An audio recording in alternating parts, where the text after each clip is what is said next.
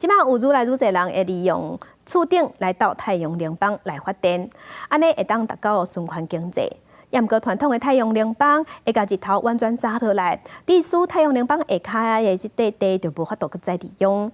即马阳明交通大学有研究出一款会当通光的太阳能板，所以伫遮太阳能板下骹佫会使种菜。学生专心咧照顾所种的青菜，每一丛看起来拢真健康。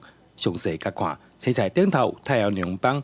这太阳能板敢讲都唔惊砸到日头，影响到青菜成长。现在手上拿的有机太阳电，其实它就可以做成透光，那它可以穿透大概20%左右的阳光，而且就是它不同的色光大概是很均匀的，可以穿透，这样可以让下面的植物呢进行光合作用。原来这是阳明交通大学团队最近成功开发出会透光的太阳能板。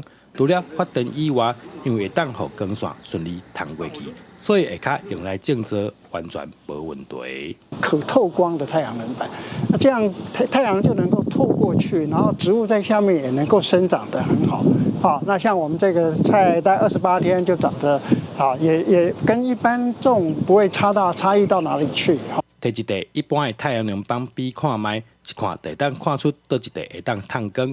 研发团队讲，虽然目前通光的太阳能板搁在试验阶段，不过未来大家想要在厝顶到太阳能板发电，搁在下骹种菜，绝对不是梦想。记者刘君豪，新竹报道。